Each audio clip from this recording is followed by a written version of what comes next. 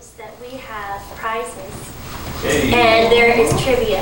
And since there are not that many of you, you have very high chances. Do we actually have all three prizes here? Or just, is Mila? I brought mine. Okay, we have two. 1, 2, 3? I had 2. Oh yeah, so we have 3 altogether. Okay, so yes, the chances are very high. Her price is at the back if she wants to come in. Yeah, you can come and play. Just for the prize portion. You're allowed to play. It's fine, yeah. To monitor the people, how many cans. Oh my goodness. So welcome to this is the Canadian portion of this festival. So this is the international portion of the international festival. Welcome. Kind of going to be the biggest event ever, I think. So we are going to play a little game. Before we do that though, we are going to acknowledge what Filipinos have been doing in Canada to support the Palestinian people. So we were thinking of like some accounts that we would love for you to follow. Our friends are behind all of these. So what has been happening in Palestine and Lebanon and other parts of, oh my gosh, has been atrocious. And what has been happening, I see, in Vancouver and in Toronto, are that the Filipino youth especially, right, have been so good about finding out the information, spreading it to everybody, and mobilizing. And where Odyssey is, we're very proud of that. So here are the accounts that we recommend that you follow. And I really like this one, this quote in the very top, which is from our friend Justine, who runs Living Hyphen, which is a magazine in Toronto. If your Asian Heritage Month celebration does not include Palestine, it's meaningless, because it's true, right? We're all connected, and I really believe that having this moment to reflect on Palestine is really important. With that said, I do think it's also time for you to play trivia and win games, or win prizes. So we're going to move on. I do want to add one thing to this. I want to give a shout out to Maria, who's in the audience, and Janice. Yay! They wrote this in-depth statement about the festival, and please, if you have a moment, please read that statement about university health. We love Maria. We have adopted Maria as an unofficial Canadian. Yeah, really, next week we're going to do an event with her in Long Beach, and we just said that she's part of the Filipino-Canadian community. Yeah. So, that's what happened. Okay. There you go. Oh, who's ready for trivia? And okay, there you go, guys. So this is actually inspired by Ate Carolyn here, because we did trivia with her at Victory Hall the other night, and I thought that was fun. So here we go. Folks, how many Filipinos are in Canada? 200,000, B, 700,000, or C, 1 million? And you win this prize, right? Yes! That's the prize! So think. What do you think? Yeah. There's a couple people PhDs in this room not to say. This book is very Canadian. This book is very Canadian. It's sandy beaches to snow, and then on the other side is snow to sandy beaches. They're from California. They don't know snow. That's why they need to. Yes. That's why I said it's very Canadian. This is the thing you need. So, okay. Put up your hand to guess. Go. Oh, there we go. 1 million. Is he right, Team Canada? Yes. Yes!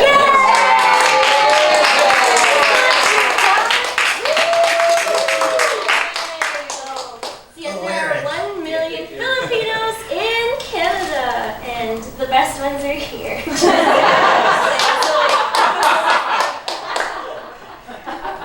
Okay, and secondly, how long have Filipinos been in Canada? So we've got A, 1969, What do they win? B, 1940. Oh, that's true. Tell them what they win, Eric. Don't tell them. Oh, right. Okay, sorry.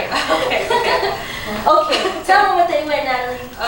It's my dad's cookbook. It's made to be like, it's foolproof. You can make all these recipes in 30 minutes, even if you suck at cooking. He's got you. He's got you.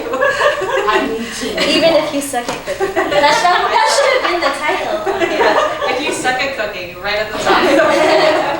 Okay, so is the answer then A, 1969, B, 1944, or C, 1861? I know.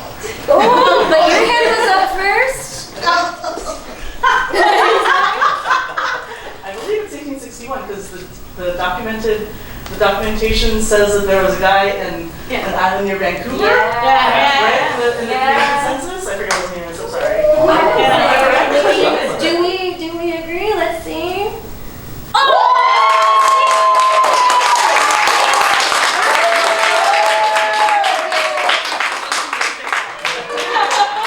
We're just giving out stuff. This is the panel where we give out all this stuff. It's like Oprah, you get a car. It's true. But yes, you are right about his name is Benson Flores, Canada's first Filipino. There you go. So, this is the last of the trivia questions. So, given that Filipinos have been in Canada since 1861, and there are 1 million freaking Filipinos in Canada, how many Filipino literary festivals have taken place? And what do they win? What do they win, Eric? Tell them what they win. You win Yeah. one Hoy, Oh, so this one. so one activity book, and you get to pick one of my favorites. Wait, there's an and? Wow!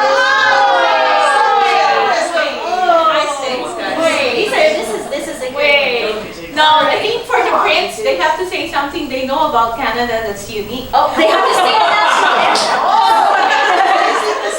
Sing the anthem, sing the anthem. So Canadian, changing Okay, the rules. there we go. So this is the grand prize. So how many literary festivals have taken place in Canada have been Filipino? Is it A, 100, B, 19, or C, 2? And the answer goes, yep.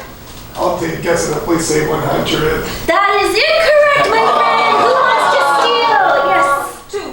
Is the answer 2? Yeah. Oh, she wins! Congratulations! Taste chicken nuggets, right? Yes. Wait, but you have to say, what is it? You have to, Something unique. something you... Something unique. What do you know about Canada that's really unique? Edmonton has the second largest mall in the world. Oh my goodness! She actually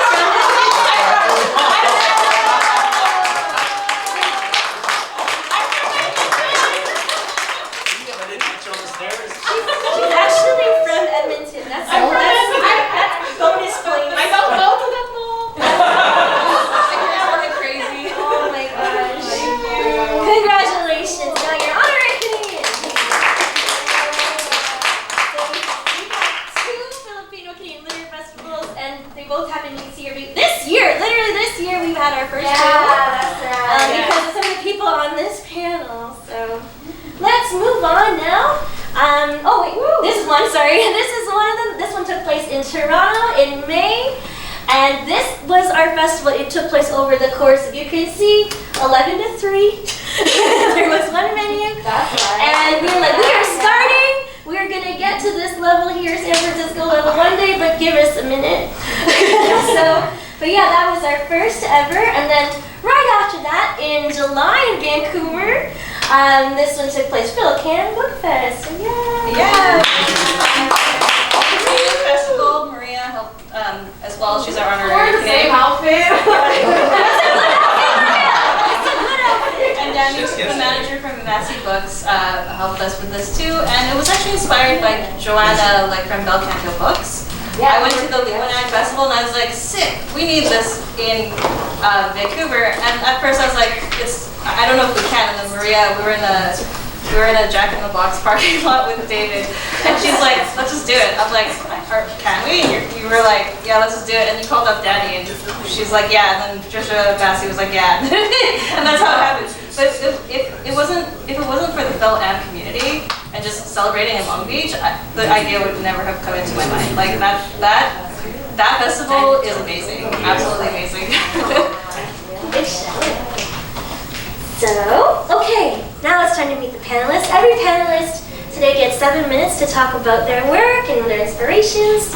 And so we are going to start with the youngest person on this panel, Mr. Teodoro Alcuitas. By far. So I'll start with how this anthology came about. I was initially the one who started it because of the branding of a friend of mine, a Chinese Canadian poet and literary icon, in fact, in British Columbia, the late Jim Wong Chu, who encouraged me to do an anthology for the Filipinos in Canada. I resisted the suggestion because I thought I was not qualified to do it. Until I talked to Gatchalian here, who immediately jumped on board when I told him we should do an anthology, and we talked to Patti Rivera from Toronto, a poet, and so the three of us was able to work on the project, and we were able to have a grant from the Canadian government to initiate it. Grace found a publisher, and so this is the product of that effort. It took us about 3-4 years. COVID intervened in the meantime. So this is the second edition of the book that just came out 2-3 months ago. So out of when we first started the book, we put out a call for submissions, and we just relied on word of mouth and some publicity from Filipino publications. We received almost 100 submissions, and we had to pick 49 initially, and so there are about over 40 pieces in this book, and 3, 4, 5 of them are here, including us, except Eric was not able to submit a piece. So that's how the journey began for this book, and I think it's very. I was overwhelmed by the sort of success of that. In fact, because of this book, we are invited to this festival. It started the ball rolling. There were launches in Toronto and Vancouver. There were about, I think, 3 or 5 launches in Vancouver alone, and 1 in Edmonton, Mila. So that's it. And then your next slide. About you. Oh yeah, so I have a piece. Actually, I'm not a writer. I'm an architect by training in the Philippines. I immigrated to Canada in 1968. And so my piece is called The Accidental Journalist, How I Became a journalist in Canada. So I'll read from my piece. Tell me if I over the limit or something. I was drifting in my career as an architect after arriving in Canada with my family in 1968. Unlike most immigrants, was lost in the new country. After moving to Winnipeg from Saskatoon, I switched to life insurance sales. The Filipino community numbered 7,000 at the time. Unlike them, I was hungry for news from the motherland. The only means of news were by mail from relatives or the television, as the internet had not been invented yet. There were no Filipino newspapers in Canada at the time. The idea of starting one came when I saw high school students assembling their paper by the traditional cut and paste method. On a whim, my brother-in-law and I decided we could do a paper for the Winnipeg community. Neither of us had journalism experience, although Flor Cadigal, my brother-in-law, was an English teacher back home. We agreed to name the paper Silangan, as it embodied our vision. Silangan in Filipino is where the sun rises, the east. We wanted the newspaper to be a beacon to our community to inspire them to greater heights. From the beginning, our goal was clear. The paper was to be a voice and a beacon, and not just a mere chronicler of events. I was editor with Flor Cadigal and Rick Sumaling as the editorial staff. Cadigal did his column, Batu-Batu sa Langit, ang tamaan, huwag magalit. And Sumaling did the artwork, while I did content writing and production as well as distribution.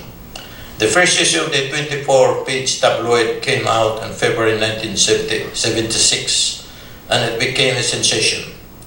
The excitement of the first issue was like expecting the first baby.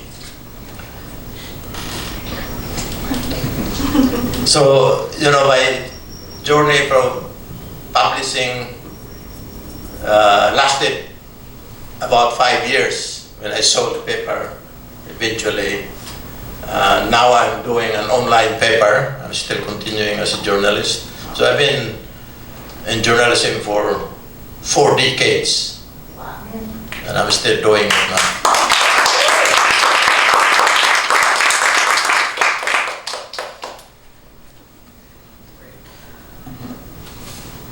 Hi, great. Thanks, Ted. Thanks, Tito Ted. So I'm C. Gatchalian. My pronouns are he, him, and I co-edited with Ted and Patty Rivera, who isn't here with us today. I co-edited Magdaragat. Is that how you pronounce it? Okay, Magdaragat. It's a hard one. I've heard 6 different pronunciations of it, so but I was generally corrected me yesterday finally. I just thought I'd follow up on what Ted was saying about the anthology by actually reading an excerpt from the introduction, because this short excerpt will place the anthology in a larger context. So, while many Filipinos saw the United States as the logical destination for providing a better life for themselves and their families, they often wandered into Canada by accident. So the rationale for settling in Canada was more oblique and therefore less easily co-opted into predictable triumph narratives. To wit, stories of Filipino settlement in Canada are less burdened by ubiquitous abstractions like, quote, the American dream, like the quote-unquote American dream, and more grounded in the practical particulars of day-to-day survival. Part of day-to-day survival are the physical conditions in which people live. For most Filipino immigrants, the most jarring thing about moving to Canada is adjusting to the climate. Much of Canada is buried in snow for 6 months or more of the year. In a stunning stroke of irony, the oldest, and still by percentage of the population, largest Filipino community is in Winnipeg, jokingly nicknamed Winterpeg because of its extraordinarily harsh and long winters. That a tropical people would be found in significant numbers in such a locale may be fodder for comical narratives, but is more significantly a testament to this somber fact that desperation for a better life has led Filipinos to self-uproot, even to climates that are the complete opposite of what they are familiar with.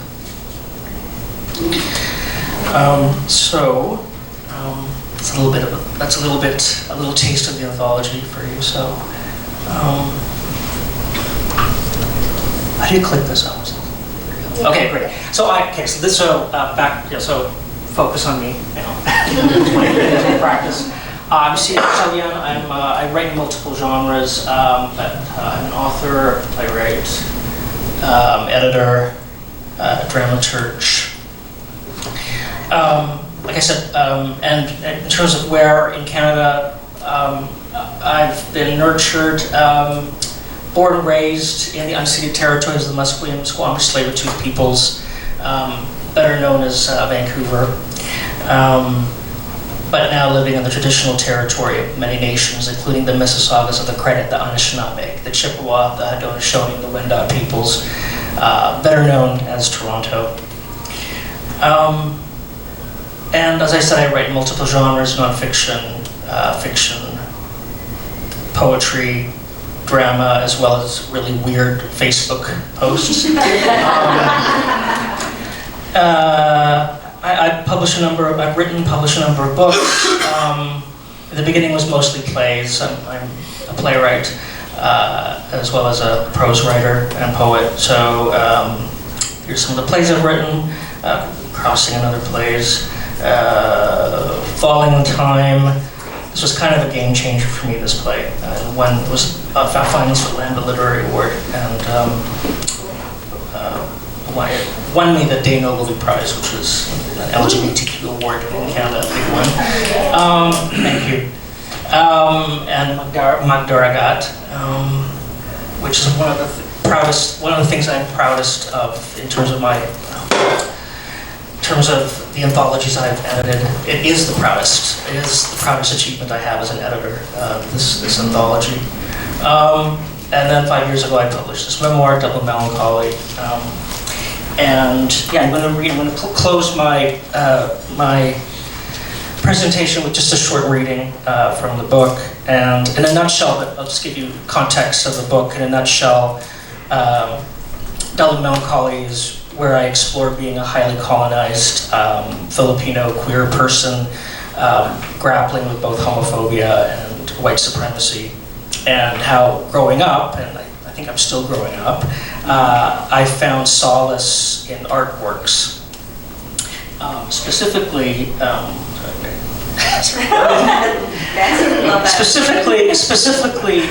Western artworks and high Western art, and how developing a level of expertise in Western high culture, aka becoming a snob, became core to my identity and to dealing with the world. So I read a passage. I don't usually read from this. I haven't actually selected this passage ever to read, but I just thought it's appropriate based on, it would be appropriate for today based on how I described the book. So.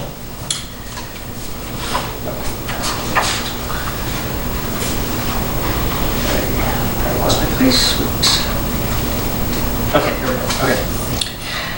I fully subscribe to the idea that great art, like great sex, like non-divisive, non-coercive forms of religion and spirituality, is a means to the release and letting go of self. But to paraphrase the most grounded and socially engaged Buddhist teachers, one must have a self before one can let go of it. And why this reliance on artworks as a syllabus for living? I was alienated enough as a brown child. Being queer intensified this alienation to tenfold. There was no one in my inner sanctum I felt I could talk to about my feelings, and consequently, no one whose way of moving in the world I could use as a template.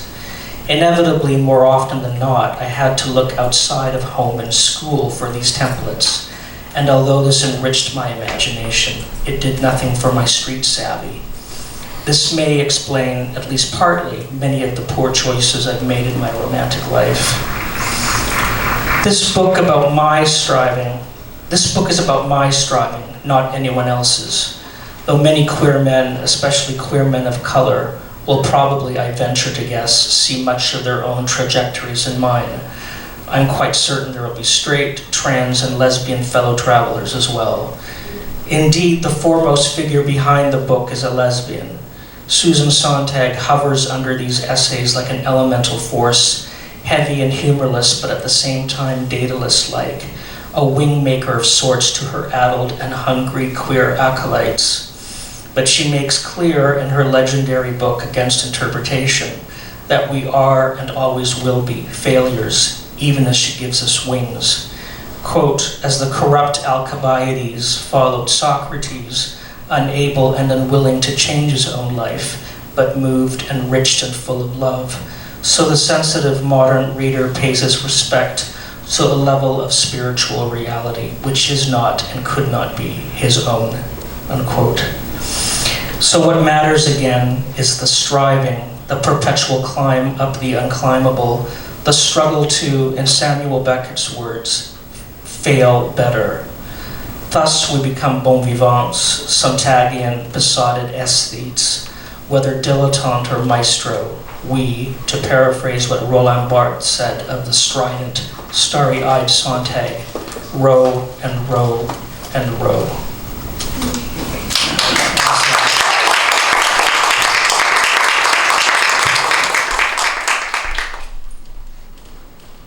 I did in Vancouver, except I'm going to make it a little specific to this festival as well. So I'm Nathalie de los Santos. I think I'm better known under the moniker Filipinx Pages. I love coming out to the film community because you guys, I can't even keep up. Someone sends me a new book every single week and I'm like, amazing, I need more money to buy everyone's books. And it's a good problem. It's a good problem to have, a very good one. But I thought, I'm also just kind of like this person that posts books, so I'm going to talk a little bit about myself because it's just like a book on flowers. So I'm going to obviously start with a depressing stat. And if you haven't read Richard So's book, Redlining Post-War Fiction, it's a really good one because he does a data analysis of books and publishing and what the numbers look like. And so this stat is one of the reasons why I do what I do, because we need to fill that gap. Like, I think I was reading his book a little bit further, like, it went from 95% white authors at Streben Schuster's and the other 25 to 89 in 2020, and I think they're updating the numbers now to see what that looks like, but the needle, despite all the good marketing that we're having, is moving actually quite slow. And that's why all y'all who are here in this festival and all the other panels in this audience, your work is really important because we need to change this number. So, and also the second one comes from the publishing paid me movement, where a lot of people just talked about the advances they got were nowhere near their white counterparts at all. And this number is also slowly changing. I'm still investigating. So, needless to say, based on those numbers, growing up in Canada, I didn't have a lot of books that looked like people look like me in those books at all. So during the pandemic, I was like, I really want to reconnect with my roots. And that's where I started my blog, was just reading, because I was having kind of like a midlife crisis in the pandemic, and like, who am I, and like, what is my place in this world? And also like with what goes on in our Indigenous community in Canada, like learning about the Oka crisis and other injustices in our country kind of made me question what's happened in my own family history. Why did they come to Canada? And it was because of the effects of martial law. So I started to like look deeper into my own personal history, and I started to build my page. At that time I had probably like 200 odd followers, and I just kept posting and posting because I just kept finding these books. And one of my early inspirations was Lane Wilkin. Love his book, Filipino Tattoos to Modern, because his book and a bunch of other books in a similar vein kind of like make you question how you read like pre-colonial history. So the reason why I was really drawn to his work is currently I'm working on a Filipino fantasy novel, and I was collecting all this pre-colonial stuff and like stuff to do with like spirituality because I wanted to link decolonialization to my fantasy work. And so when I found his work, it was just amazing because again, if you read the deeper messages in his work, it's like not to look at these practices as magical, but they actually carry wisdom from our ancestors. And so one example that I have is our creation story. So for instance, in our creation story, like the sky and the sea are basically egged on by this kite bird. Like, so this kite bird is flying through the air and it's really tired and it wants to land. And it doesn't have any land because it's the beginning of the world. So it starts a fight between the sky and the sea. And so the sky and the sea start throwing rocks at each other and they start building the islands. And the kite's like, awesome, I'm gonna land. So it flies, lands on the island, and as it's like landing, as it's flying, a bamboo shoot hits its leg and it's getting irritated. So it turns around and it pecks it open. And as the bird lands and the bamboo shoot gets to land, the first woman and man emerge, Magandas and Malakas. And so this might be considered like magical thinking or you know, it might seem removed from our time, but kite birds were used to navigate by sailors. And so the sea and sky fighting is an analogy to a storm. And that was just basically our ancestors looking at something, not having our same scientific language, just describing what they saw. And the bamboo shoot was most likely a canoe with people who came onto the shore. There's another thing that pops up in folklore a lot, is like islands popping out of the sea or dropping from the sky. Also seems magical, but it's the curvature of the earth. So as you sail to and from something, it looks like it's like, or, so again, these were actually scientific observations made by our ancestors. There's nothing magical about it. Well, there can be, like our interpretation's up to us really, and our lolas, however you hear the story. And so I'm really passionate about telling like underrepresented stories, because folklore, if you can't tell, I'm a big nerd. It's huge for me because I feel like, especially in the folklore space, we do have some problems with like white people coming in and being like, I'm an expert on this, and like we need to close that gap more. And I'm so happy to see authors working with mythology and folklore. But one summer I found this rare book in my dad's closet. And my babysitter, Rosa Lopez, who's somewhere here, was one of the creators of this. And it was like this Filcan community in the 90s that created this book called Filipino Folklore Volume 2. And at the time, there was a lot of like debates going on online, being like, oh, you're not Filipino enough if you're not from the Philippines to tell these stories, blah, blah, blah. I don't see Filipinos doing this work. But this out-of-print book proved to me that there were Filipinos creating this kind of work even when I was born in Canada. And I would try to reach out to the original creators of this book. Unfortunately, they're all passed away, which makes me really sad. And their descendants are not super interested in reprinting this, but I just didn't want their stories to die. So they were a big inspiration into my podcast that I created, which is Filipino folklore, or Filipino fairy tales, mythology, and folklore, because I just reinterpreted the stories that I read from this book just so their memory could live on, because I'm like, this is fantastic. It doesn't matter where you are in the world. You can tell whatever story you like. Don't ask for permission. Just like, you can ask for cultural sensitivity and check, but no one should gatekeep you because you're not Filipino enough. What does that even mean? And then I'm gonna just quickly segue and end my bit with the festival that we mentioned a little bit earlier. Is I was doing all this digital work online. Like I was doing Filipinx pages, I was doing this podcast, and I was like, how do I reach the digitally excluded?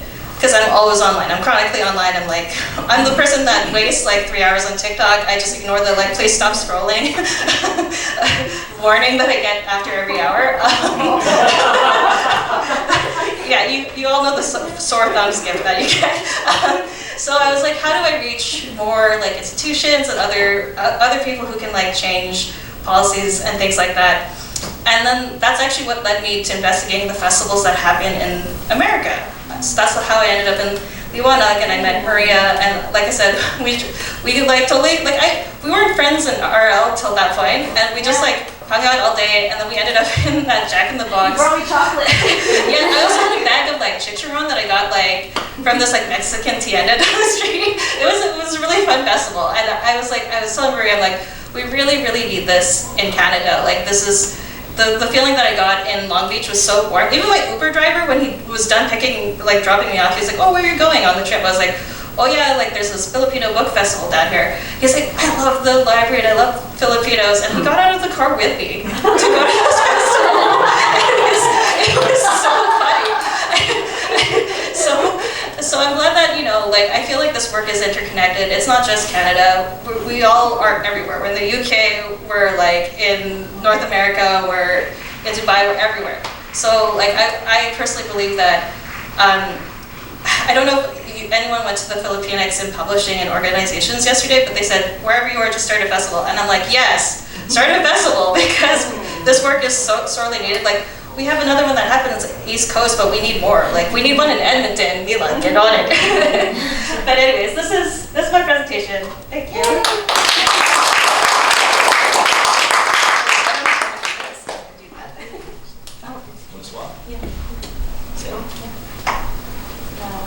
Is it here forward? Yeah, forward.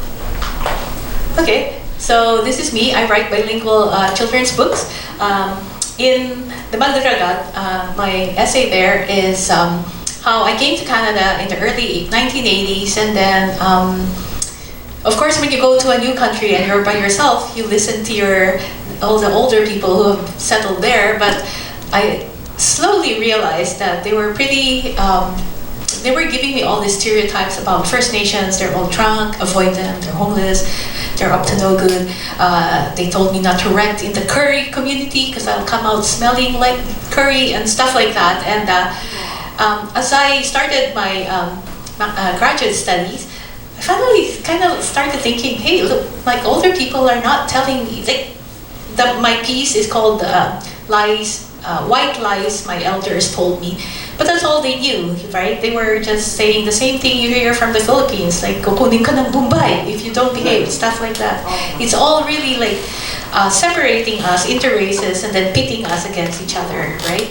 And so that's kind of like what my writing is all about now, is for people to understand the system we are in, and that there are it's in policies and procedures and structures that are pitting us against each other so that we quarrel and are distracted from really who we need to focus our attention to and fight.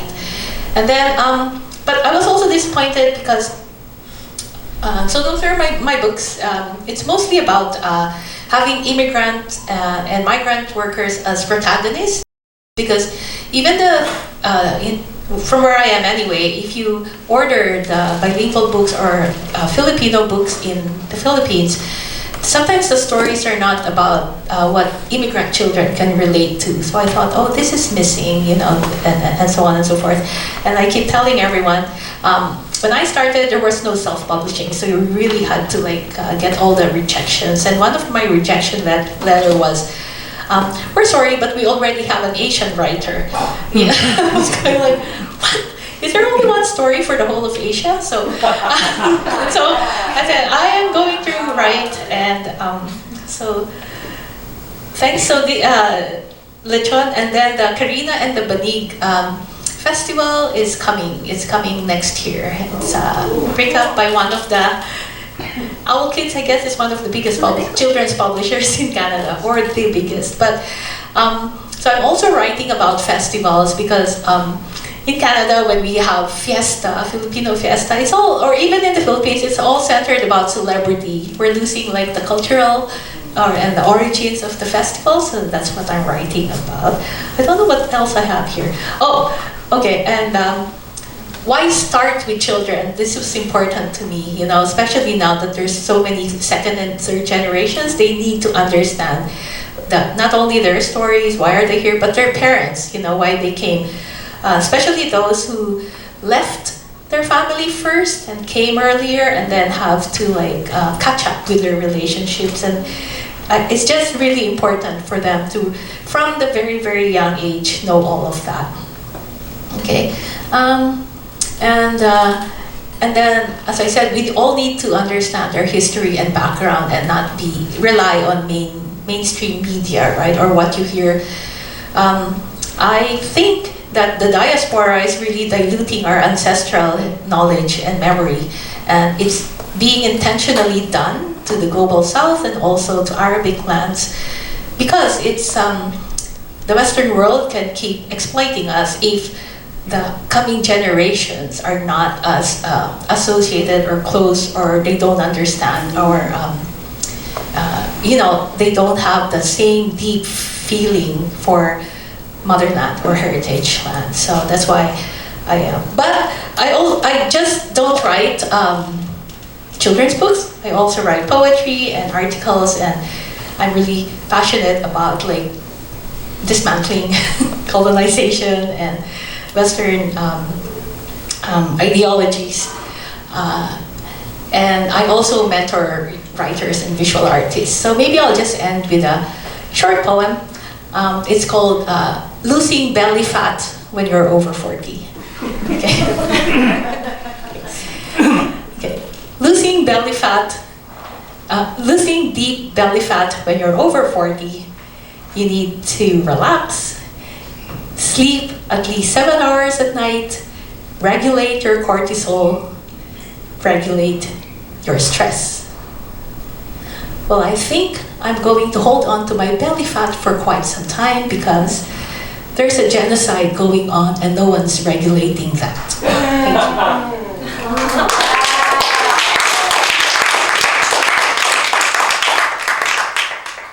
It's hard to follow. My name is Eric Tigley. My family calls me Rick Rick. I have the door alarm nickname. And my friends call me, that's Mila from the Tita Collective. That's our quote. And most of my friends call me Tiggs, so not many people call me Eric. Or Mr. Tigley, because I'm a grade school teacher. This is my mantra.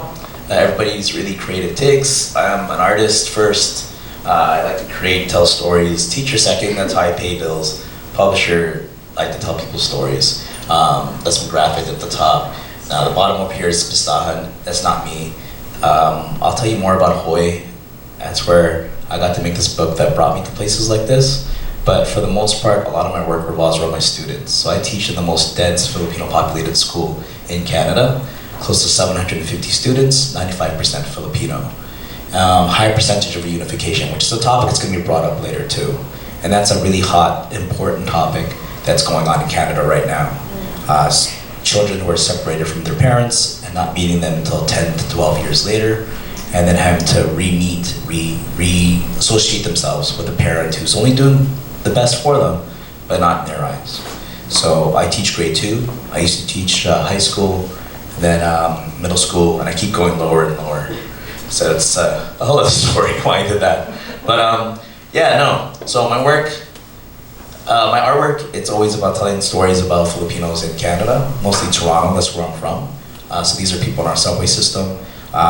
Moments of time, I didn't grow up in the Filipino community. I grew up in a predominantly Jamaican, Salvadorian, Ecuadorian community called Jane and Finch. I did have really close ties because my parents were Visayan, and they were the type of parents that told you, you're not Filipino, you're Visayan. If anybody asks you, you're Visayan. Now let's go to Sinolog and pray to Jesus. But at the same time, I'd always found myself in predominantly Filipino communities. So whenever I saw something that really stood out visually, I would mark it down, set it up with models, paint it. So a lot of the pieces that you'll see are people that I've seen on our public transportation. And paint, create, and tell stories of people that are living with us right now. So the first one was like Lula, we call mine, not Lola, Lula, but you know what I'm saying, was being fed by her grandchild. Another one was I finally saw a fully tattooed man at Wilson Station, which is our highly predominant Filipino community. The next one, I saw two people the wife was going to chemo, and her husband or partner was taking her to the hospital. And the last one was a mother and 2 children, and I took the bus with them all the time, and they were always so rambunctious and running around and like really giving her a headache, and she only went like 2 to 5 stops. But then one time they let her sleep, so I was just like, I had to capture that. So everything there is really just capturing like Filipino moments of Filipinos in Canada at that time. And I'm pretty sure, city like this, you probably see this all the time too. And that's the big thing, because at the end of the day, our stories are very similar. Filipino-Canadians and Filipino-Americans, yet very uniquely different. This is up Longwood. This is the one that kind of started all. You'll see my tag at the bottom right. The signature looks different because this actually brought me here. Like I stopped painting, I was just focusing on teaching, and then she was up to be like an artist of the Philippines, and then some people were denying it, didn't want her to be, and then kind of hit home in Canada too, because we're always looking for heroes there, people to inspire us and find our way back to a community that we feel like we're not a part of. This actually got stolen here in Pistahan. I know, I brought it here for 2019 and it didn't come home with me. But yeah, it's all good. Somebody really wanted it that bad. Okay. No, that wasn't a good, oh no, it's silver lining for me. Like Mila, I tried to propose a lot of different books because I taught elementary school and high school. First book I published was Round Brown Blues, sent it to a bunch of authors. This is 2015 to 2017 of getting just denial, no, you can't take this. Nobody wants to hear about a round, brown little boy. So I turned it into a shape, took all the genders out, and then they started saying, like, nobody wants to hear a theme, a moral. This is 2017, getting all these rejections. So I was like, forget it, I'm just gonna do it myself. So I started a publishing company, And our main focus was just, again, telling stories that we didn't necessarily have a platform for, and then putting it out to the masses. After that, I started getting, I made Hoy, which is the one you just got right now, a Filipino activity book, and that got me like the most notoriety. Like I got a lot of flack for that because, well, like I got contacted by the consulate saying like change the name, we don't want that name. You know, if we're gonna use this, you have to change this, change that, include this person, take out this person. It became like a very interesting ordeal because it really is a good vehicle for me to get into spaces. Like this took me into Jersey, Hawaii, here, San Francisco, New York. It took me into so many of France. I showed in Paris. It took me into so many different places where I got to meet so many people in the diaspora and hearing all their stories of pretty much having a similar experience of just finding their sense of space, but then asking me afterwards, like, who'd you put in and why? Why is Ronaldo not in this? I'm in Hawaii and they're like, you know, Marcos isn't in this, you know? And it's like, yeah, that's why we're not in the Philippines either, buddy. But again, at the same time, there's no martial law. But anyways, moving forward. The book, I've actually started working on the American one, which was brought me, and I got to meet a lot of amazing people that were here. And San Francisco, just to let you know, are we okay on time? I'm trying to go as fast as possible. 2 minutes? Okay. All right, so San Francisco was the only city that contacted me back. San Francisco and LA, and I contacted anybody that had a big Filipino community in North America. So we're talking Vancouver, Chicago, Calgary, Winnipeg, Toronto too. Like, it was so hard to get a response back from any nonprofit or any organization. There's millions of them. Toronto alone has 200. You know, everybody has their cousin or patron saint and they have their own association or something like that. So the thing about it was nobody really wanted to step forward and say, okay, we're gonna claim this, we need this. But me being a teacher, I see it. Again, I have, one point I had 32 students in my classroom and only 2 were non-Filipino. Now I have 20 students because I teach grade 2 and 3 aren't Filipino. And they don't have access to things like this because nobody makes them. And if they do, it's hard to get. So again, we went forward, published E.V. Lamson, who lives in California right now, the Bay, Bodies of Water. I published his work. And then the last project I've done is 365 Days, and it was inspired by my students during COVID who were telling their stories of having to be at home by themselves, having to move in with other family members. Because you have to remember, a lot of the kids that came there, their parents are PSWs, nannies, nurses, so they're all on the front lines. So what happens when they're at work? All their kids are at home with each other or by themselves. So that really collected their stories, because when I started hearing their journal entries, yeah, I'll show you some of them right now. So again, this is Hoy that brought me over here. Again, just seeing Lapu-Lapu, you know, you have a street named over here, that's amazing. You know, you have murals, it's fantastic. The representation in San Francisco, in Cali, in the States is like so inspiring for us in Canada. You know, we're still very young by comparison, despite, you know, having a Filipino come in the late 1800s. Again, you know, try to get as much representation as possible. This story was one of my students who was by herself the whole time. It's all in silence, no captions, no noises, because that's what she had to sleep with for during COVID. You know, just her just living her day to day with nobody there with her at all. Second one, you know, 2019, George Floyd, you know, hit us hard up north as well. So in Toronto, you know, we have a lot of students who are from multiple ethnicities. So this is one of my students who's Jamaican and also Filipino. And then during that whole situation, like with Black Lives Matter, like who did she talk to? Like she didn't know if she could identify and talk to her mom about it, who's Filipina. And she wanted to talk to her dad about it, but she didn't know which community to go to talk about it and how that politically went with each other. And that's my time. Yeah? You can just keep going for Oh, last one. This is one, again, land grabs. Families fighting over land. The father died of COVID. Who gets the house? All the family members are arguing about it, and then the kids have to deal with it. They weren't even allowed to go to the funeral, and he took care of the whole family. So, yeah. So, I'm at the last slide anyways. This is the Filipino-American book that I was trying to put together in 2019. It's pretty much done, but I don't think I'm the one to do it. So I've stopped making it. And that's pretty much what I'm doing right now, is just telling my students stories. Whenever they have something to make, I put their stories out.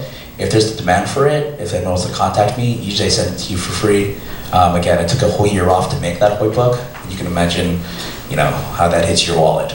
So I went over. Now it's your turn, We're sir. good. Thank you.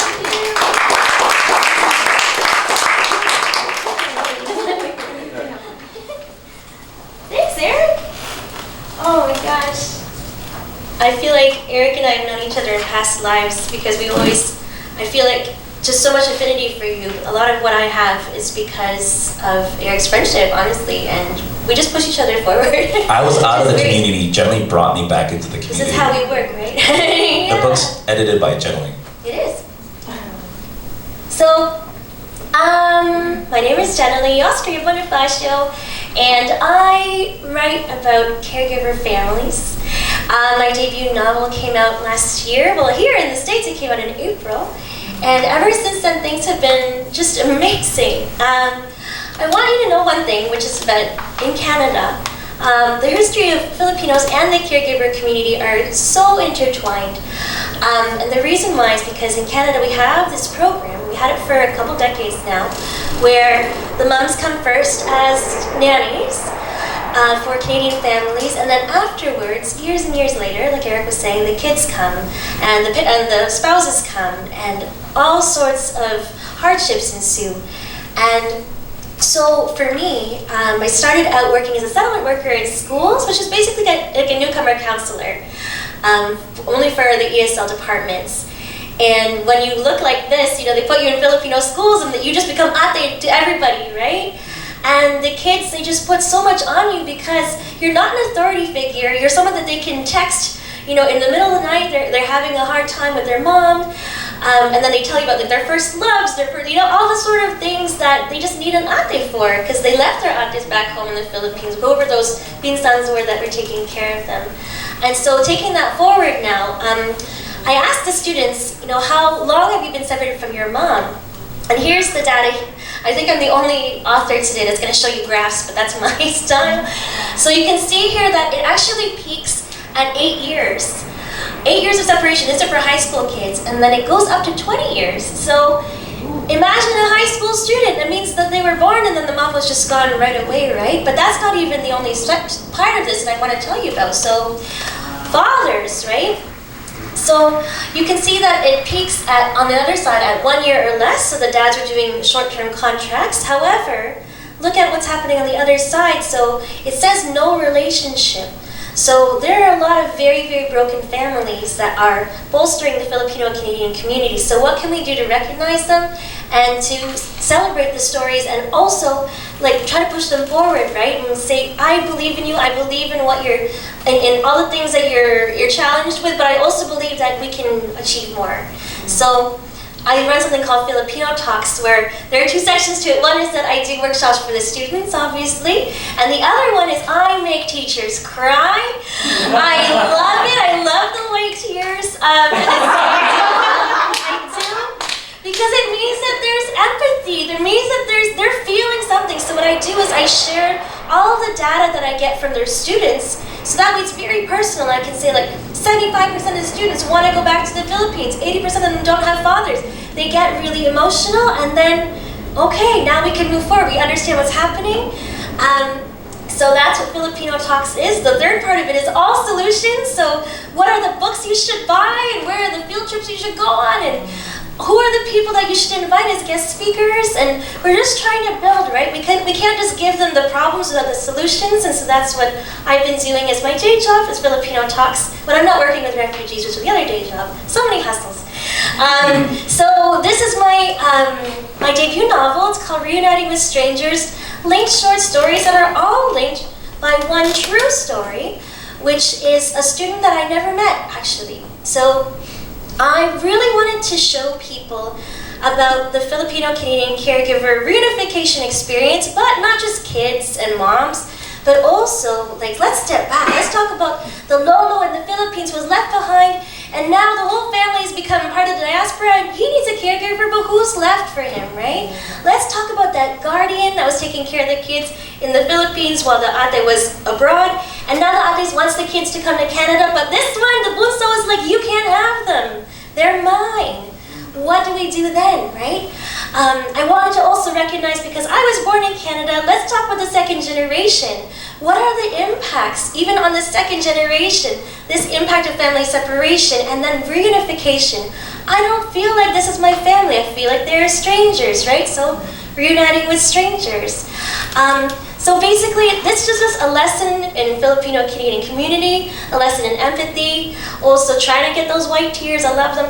And honestly, so right now, the book is a finalist for the Toronto Book Award, which is great. So wish me luck, send me the good vibes next month when we find out if I won. But right now, like, I'm doing all these events with my fellow finalists, and they're senior citizen white people. And I'm the only one on these panels, and I'm like, one of these things is not like the other. But at the same time, we are cracking a ceiling, and I'm really trying to kind of just blaze a trail for somebody else to stream publishing house in Canada.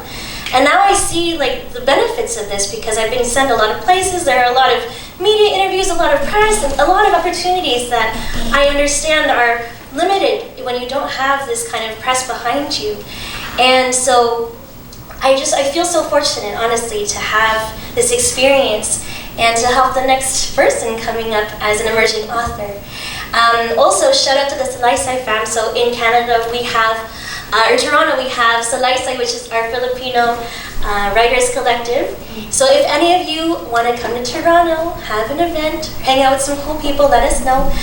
It's very easy for us to throw together a group to welcome you, so we would love to do that.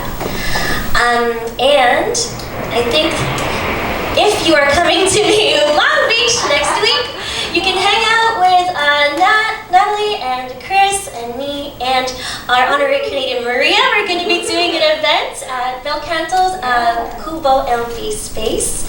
Love to see you. Please let somebody know if you love them. And that's it. This is how you find us. So see you in Canada.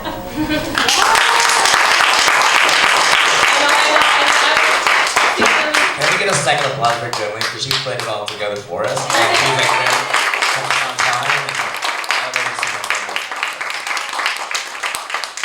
And then one last thing, all of us have been doing this really epic Google Doc, and we're really excited about it. So basically, it's really hard to find a list of Filipino-Canadian books, because a lot of them are self-published, or some of them are out of print, they're hard to find. So we put together this list, and you can see the tiny URL there. If you're curious about the different genres of Filipino-Canadian literature that are out there, this is your guide. Honestly, this is a very, very good list. Chris says it's not comprehensive, but it's pretty freaking close. So I'm really proud of it. I hope you check it out. And it's a living document. And it's a living document. We'll always, yep. So it is now 3:30. We have no time for questions, but we have time for hugs in the lobby downstairs. So please follow us down there. We'd love to see you.